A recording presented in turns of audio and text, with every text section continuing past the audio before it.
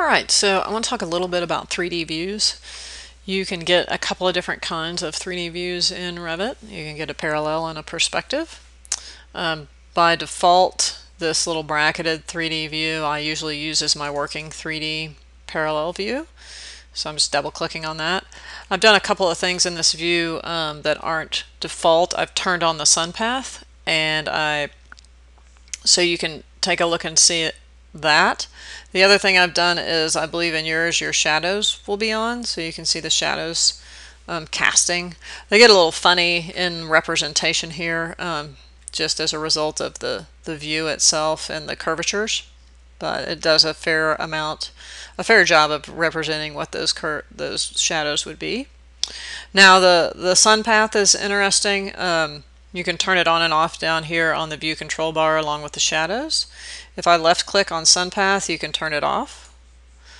You can turn it back on. Or you can go to sun settings, and if you select still, you can set a location and a time up here for it to be set, so you can see that this corresponds with this date. If I click, and the ground plane is set at level 1, so that's where the shadows are casting. If I click OK. Now, if you're in a parallel view like this one, you can actually select the sun and dynamically move it to a different time. You can select this, change the time here, do the same thing for the date. If I drag this back, it's going to take it through the different dates, or you can left click down here, zoom over a little bit, and select a date here. So that's a handy thing to know if you're doing sun studies. Alright, you can also have perspective views. So if I double click on this, I've set up a perspective view here. So we're just looking at this. It's in hidden line mode with some shadows on. Okay. Now, how do you set up a 3D view? Pretty simple. Revit and its 3D views are fairly limited, I think, because they want you to use their other programs to set up your cameras sometimes. But let's go to the site plan. And I'm going to close my hidden windows, so this is the only one open. Now, the first thing you want to do is go to a level plan that you understand as your ground level. Like, where do you want to stand? Do you want to stand on the first floor, the second floor, the third floor, first, second, third, fourth level? The site plan is a duplicate of level 1, so anything you do in the site plan will be based or hosted to level 1. So once you get to that view, you go to 3D view, camera, and it's going to allow you to place a camera. Okay, so I'm just going to, my computer's moving pretty slowly. Come on, little camera, catch up. Left click where I want the camera, and then look towards where I want the target. So let's see, maybe we want to go a little bit further over here. Ooh, it's super slow. And if you look up sort of on the status bar, which is right above the properties dialog bar, you see that there's a perspective, a scale, an offset, and a from level. Perspective is checked, so scale is grayed out. You can't have a scale and a perspective. The offset of the camera is 5'6" from level 1, so that's where the camera is set, and it's also going to set the target at 5'6" from level 1. So I'm going to left click, and there's that view. All right, now Revit, I'm standing at 5'6". It's a fairly tall object. It's looking underneath that one piece towards that back leg. Now Revit, I'm going to assume, although I do not know this is true, uses a 50mm lens to crop this particular view. It's not often that I get the view right the first time when I set the camera, so you have several options for changing this view. I'm going to zoom out a little bit here by scrolling my mouse. If you change the crop box, right, that's actually changing your field of view, right? So you're changing the lens. There is no way to specifically change from a 35 to a 50mm lens, so you're going to have to use your judgment on how well these guys are working. Okay, I'm going to zoom out a little bit more.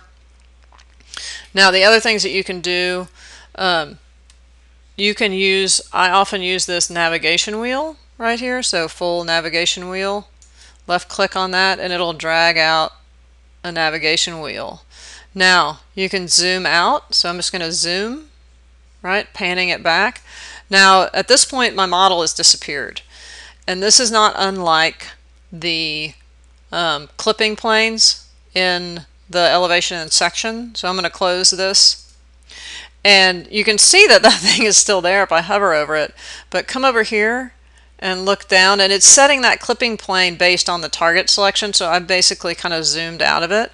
You can come and get rid of the far clip active right here. And if you do that and apply, now I've zoomed, I'm actually under the earth. I'm looking at it from underneath, and there's a solid piece in here that I've placed. So what I would need to do at this point is I need to come in and orbit, right? So I'm back above the earth or the plane, right? And then I can pan this thing sort of into my view area. It's a little awkward the way that Revit does things, but it does sort of make sense. Now, once you're in here, you have other options as well. If you go to your navigation wheel, right? We use the orbit, so you can see it's orbiting around the center. You can zoom, so now my lens is getting really splayed out. Pulling it back, not so splayed out.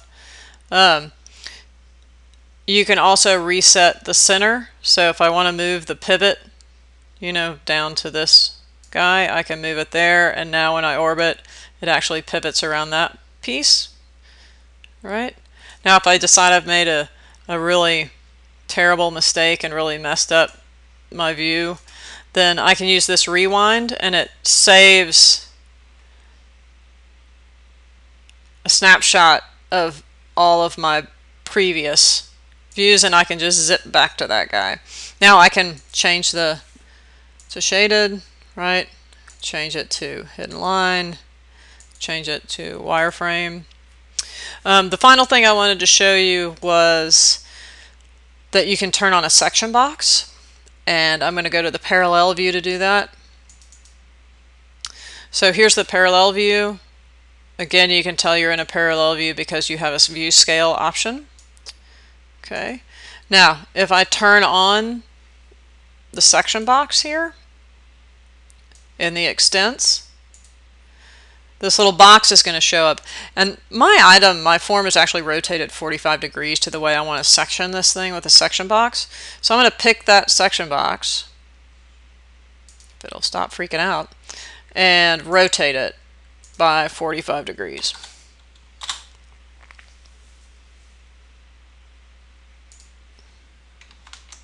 Okay, so there it goes.